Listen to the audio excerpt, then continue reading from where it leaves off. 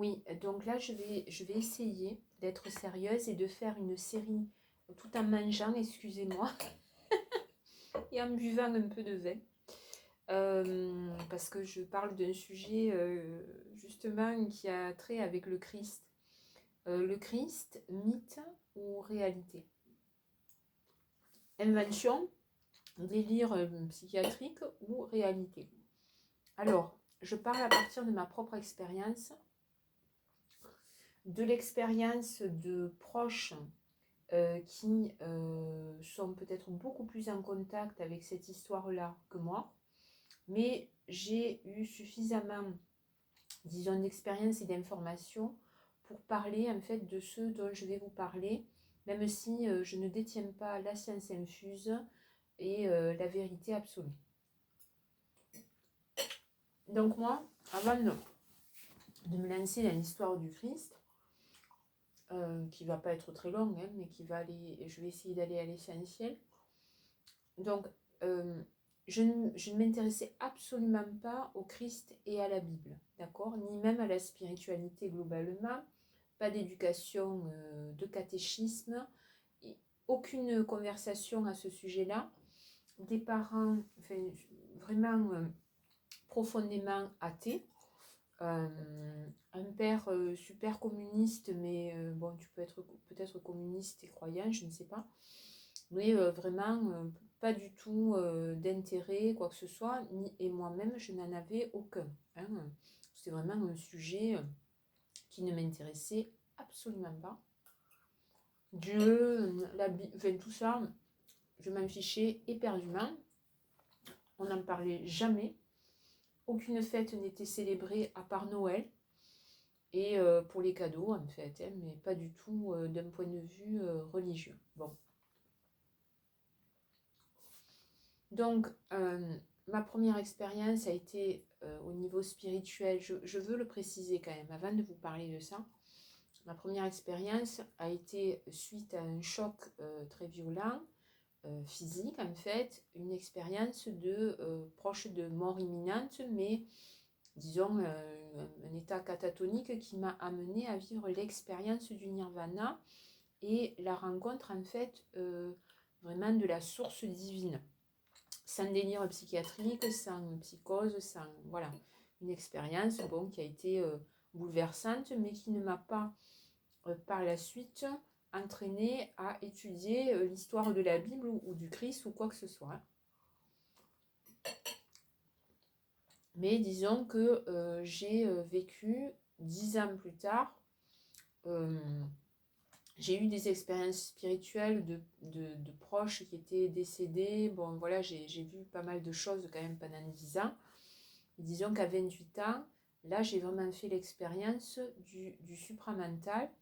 C'est-à-dire, enfin, je l'avais déjà faite, mais disons que là, j'ai rencontré vraiment la spiritualité de manière, comment dire, concrète, avec enseignement, livres, etc., en voyageant en Inde, mais sans que personne ne me parle de quoi que ce soit.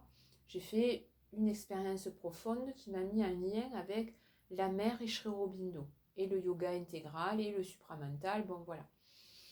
Et pendant très longtemps, bon, c'était vraiment ce courant spirituel qui m'intéressait, et je ne m'intéressais absolument pas ni à la Bible, ni au Christ, ni à quoi que ce soit qui avait un lien avec ça. Mais j'ai vécu donc des expériences auxquelles je ne m'attendais absolument pas, qui m'ont amené à effectivement voir dans ce que je pouvais vivre dans des sorties du corps, que je ne fais pas de manière volontaire. Hein. Peut-être que dans le futur, je vais commencer à m'y mettre. Mais disons que mon âme part au gré des... voilà, hein, quand je dors, elle s'en va. Et elle va un peu n'importe où. Et là, effectivement, j'ai vu le Christ et la Vierge Marie ensemble. Voilà, sans qu'il y ait vraiment de paroles, hein, mais on a échangé un regard. Bon, j'ai vu, effectivement. Et la vie m'a amené à lire, en fait, la Bible et à voir un peu de quoi il était question. Mais pendant très longtemps, pour moi, c'était vraiment un autre monde et je ne m'intéressais pas. Sauf que l'expérience quand même profonde du yoga intégral m'a permis de voir profondément dans ma chair en fait, et puis dans mes expériences au niveau de l'âme, de la conscience, mais aussi de la chair en fait, de quoi il était question dans l'histoire du Christ. Pourquoi on parlait de crucifixion, résurrection, ascension, transfiguration, tout ça, en fait, dans le yoga de Mère et Sri Aurobindo, à partir d'un certain stade, on vit des expériences profondes qui sont complètement en adéquation avec ce qui est mentionné en fait dans l'histoire du Christ. Et donc, j'ai pu effectivement constater que le Christ n'était pas un conte pour enfants, ou voilà, pour neuneux, mais que c'était vraiment une réalité très concrète. Et que le Christ, effectivement, était un être divin, d'accord? Alors, je ne suis pas allée jusqu'au stade de voir si le Christ était le Fils de Dieu, mais apparemment c'est le cas. C'est-à-dire le premier émané, qui a été vraiment émané. Alors, une énergie que j'ai vraiment perçue beaucoup, en fait, par contre, c'est l'énergie de la Vierge Marie, qui est une énergie puissante, réelle et concrète. L'énergie divine aussi, donc à travers le supramental, mais même avant d'être dans le yoga de Mère et Sri Aurobindo, expérience proche d'une expérience de mort imminente. Donc là, j'ai vu bon, qu'il y avait des énergies divines très fortes, enfin voilà, l'expérience du divin. Donc le Christ a bel et bien existé, existe toujours.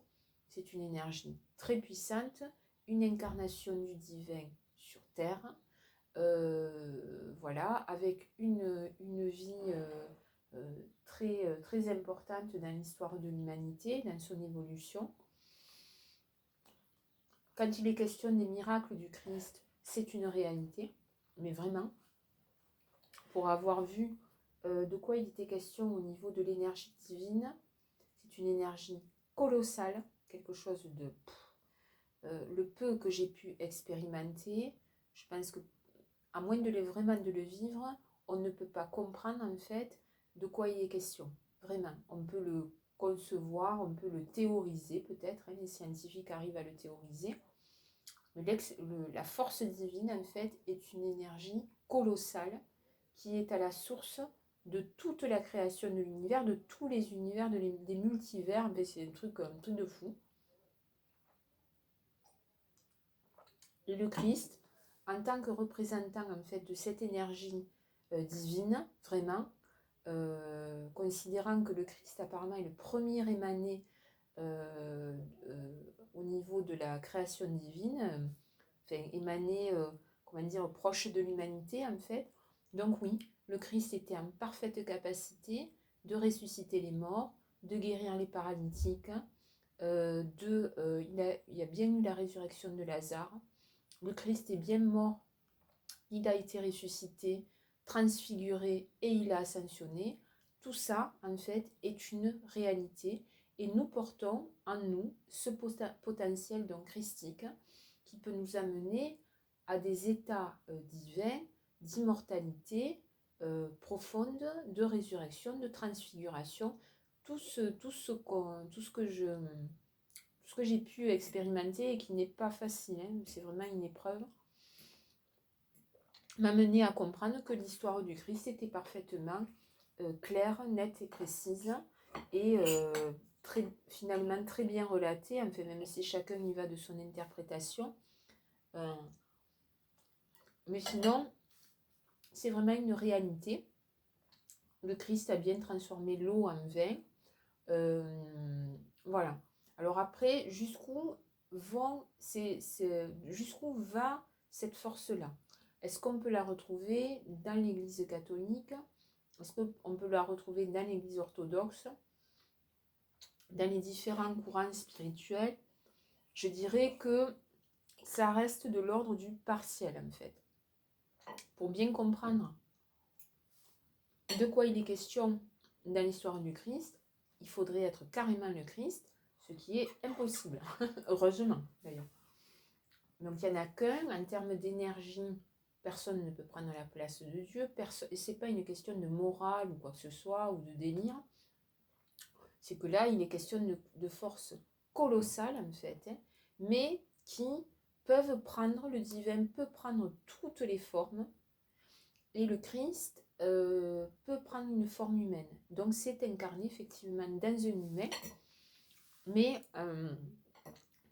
avait un potentiel voilà, divin, très puissant, et puis surtout un message à véhiculer. Alors, est-ce que le Christ s'est sacrifié, monté volontairement sur une croix pour mourir? Non, le but en fait du Christ n'était absolument pas de se sacrifier. L'idée c'était de porter une parole, mais la puissance de ces mots était tellement forte que ça mettait à jour beaucoup d'obscurité et de forces adverses. Donc il a été littéralement assassiné, sauf que le projet divin n'était pas que le Christ se fasse assassiner. Donc la force divine est entrée dans son corps en fait, et là déjà lui permettait de son vivant d'être thaumaturge en fait, sans problème, et de ressusciter les morts, c'est une réalité. Et lui-même, il a été ramené à la vie hein, dans un corps cellulaire au-delà de l'humain. Hein, le peu d'expérience que j'ai par rapport à ça, qui n'est pas évident, hein, mais me montre très clairement que nos cellules, en fait, ont une capacité de réceptivité du divin qui nous amène à quelque chose qui est au-delà, en fait, de l'humanité pure, simple et dure, vous voyez, avec la mort à l'intérieur. Donc le Christ a vécu le phénomène de résurrection, effectivement, de transfiguration, c'est-à-dire il est passé dans la dimension qui est la sienne, en fait, la dimension divine, et d'ascension, en fait, concrète, hein, d'un corps divinisé qui repart, en fait, dans le monde céleste. Bon, ben voilà, ben nous, en fait, on a ça, hein, en beaucoup plus petit, mais on a ces capacités, en fait. Donc, le Christ a ouvert une porte, en fait. Il a vraiment ouvert une porte qui existait déjà, mais qui s'était refermée, et qu'il a réouverte, en fait, pour recréer le lien avec le divin. En fait, c'est tout un processus, en fait, mais l'histoire du Christ existe bel et bien. Voilà. Et après, les religions enferment dans des credos, dans des dogmes, vont créer l'inquisition, vont faire brûler des gens, bon voilà, ça part un peu dans tous les sens. Mais oui, le Christ n'est pas un délire psychiatrique, n'est pas un mythe, c'est véritablement un homme qui a vécu, qui était un avatar, qui a vécu toute l'expérience. La Bible, alors on peut se poser la question, est-ce que la Bible, mythe ou réalité? La Bible est une réalité, mais est une réalité. Donc la plupart des informations qui sont contenues dans la Bible sont concrètes et réelles, sauf que l'homme de l'Antiquité, disons que n'écrivait pas comme les hommes à l'heure actuelle. Donc ces paroles, en fait, sont véritablement des paroles avec des mots antiques. Donc ça signifie quelque chose à l'état brut. Je ne peux pas vous le dire autrement, mais pour avoir expérimenté la parole des anges, c'est pas une folie, hein, c'est une réalité.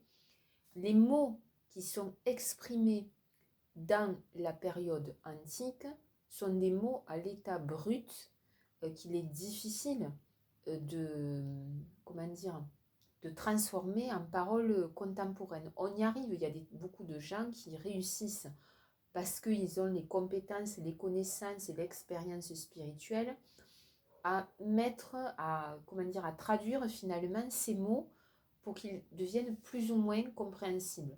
Mais il y a des éléments qui sont, quand c'est la parole divine qui s'exprime, en fait, ou la parole angélique, euh, c'est quelque chose où nous, avec notre conscience humaine, en fait, même quand on a un éveil spirituel, on peut le concevoir un peu plus, avec beaucoup d'entraînement, un éveil spirituel mené à bien, qui ne se mélange pas avec tout et n'importe quoi, ça aussi, et des connaissances, en fait. Donc, au bout d'un moment, on arrive comme on le dit, les apôtres, hein, ont reçu un éveil spirituel, à savoir le Saint-Esprit, et qui s'est présenté vraiment de manière extrêmement puissante, ce que j'ai pu expérimenter moi-même et qui est un truc énorme, mais moi je suis ni un apôtre ni quoi que ce soit, euh, un expérienceur, et donc à partir de là, pouvait parler avec des paroles qui émanaient du divin en fait. Hein. Je ne sais pas comment vous l'expliquer autrement ou mieux. Alors, est-ce qu'il y a eu, disons, tout ce qui est de l'ordre de Adam et Ève, hein, on parle là avant le Christ, le jardin d'Éden, tout ça? Oui, c'est quelque chose qui a bel et bien existé. Donc ça, j'ai pu voir quelques éléments, à savoir la conscience luciférienne qui porte une énergie, l'énergie, hélas, d'un serpent, c'est vrai, et puis pas d'un serpent gentil, vraiment un truc bien toxique, comme peut être un serpent qui pique, hein, ou un scorpion. Donc c'est bel et bien cette énergie-là, qui est bien, bel et bien utilisée en fait, quand on fait... Bon, ça j'en parlerai dans une autre vidéo peut-être, mais audio plutôt. Hein. Mais oui, il y a bien eu... quelque chose qui s'est passé dans un jardin d'Éden. Enfin bon, moi j'ai vu quelques éléments. Après, bien sûr, j'ai suivi des enseignements avec du recul quand même. Hein.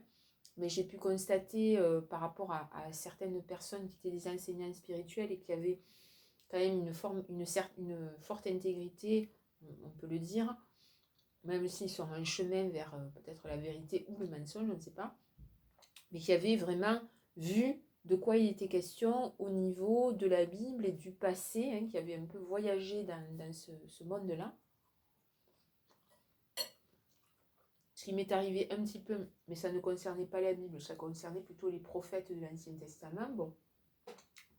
Donc voilà, oui, ça existait, le temple du roi Salomon, l'arche de Noé, la mer Rouge qui s'ouvre oui, c'est le cas, oui, la mer Rouge, oui, oui. La force divine est une force qui est colossale. Hein, elle est à l'origine de l'univers. Donc je peux vous dire que vraiment, le divin qui se manifeste, s'il n'y met pas les formes, peut pulvériser un être humain sans problème. C'est-à-dire faire exploser les cellules. Donc vraiment, la force divine sur notre terre est envoyée avec parcimonie parce que ça c'est suite à un enseignement d'un enseignant qui s'appelle Jean-Michel Juge, qui a beaucoup d'informations, qui a vécu pas mal de choses. Donc, si la force divine se manifeste, et moi j'ai pu voir au niveau de l'expérience que j'ai vécue décisive, du divin qui s'approche en fait de toi, hein, qui descend dans la matière, si le divin déjà descendait par exemple de manière violente en fait, d'un coup, il fait exploser tout en fait, tout explose. Hein. Je veux dire, à côté, l'arme nucléaire, c'est de la rigolade. C'est vraiment un truc de fou. Et admettons qu'il s'approche sans faire exploser, mais qu'il s'approche et qu'il mette à jour en fait, qu'il exprime toute sa lumière, une grande partie de l'humanité perdrait totalement la tête. Pas simplement parce que l'énergie divine est colossale, mais parce que ça mettrait à jour, donc là je répète texto ce que j'ai entendu et je le comprends parfaitement, toutes les obscurités que l'humanité porte en elle, avec un nombre si conséquent de personnes qui portent des obscurités dont ils ne veulent pas sortir, ou ils ne veulent pas en fait voir en fait tout ce qu'ils portent. Déjà quand nous on fait par exemple une thérapie, qu'on met à jour des choses, des douleurs, etc. Vous voyez bien comment c'est douloureux. Bon ben là, si le divin descend, là c'est la thérapie, celle que tu dois faire pour pas péter totalement les plombs en 20 ans, ou 10 ans même, on te la fait en quelques minutes. Bon, accroche-toi les baloches, quoi. Hein. Donc, si tu es un tendre, bon, tu vas te réveiller tout tremblotant. Moi, ça m'est arrivé, hein, vraiment. Voilà, hein, tu fais un rebirth. Et si tu es un connard, comme tu n'as pas d'intégrité, je dois dire que là, vraiment, c'est l'HP pour tout le monde, en fait. Hein. On perdrait totalement la tête. Donc, pour en revenir au Christ, oui, le Christ a existé, bel et bien, et il existe toujours. Sa force agit toujours en nous, mais disons que les religions, cas un cas, avancent, mais bourrées de dogmes, d'erreurs, d'errances, d'enfermement, ce qui mène bien souvent les chercheurs spirituels à sortir du dogme des religions pour vivre des expériences spirituelles par eux-mêmes, hein, en cherchant par eux-mêmes une vérité à travers... et là, je finirai avec des paroles de Sri Aurobindo, en essayant de ne pas trop déformer, mais il disait qu'il était préférable d'errer à la recherche de son âme plutôt que de marcher tout droit dans ses convictions. Vous voyez, en gros, voilà, ça résume bien les choses. Voilà.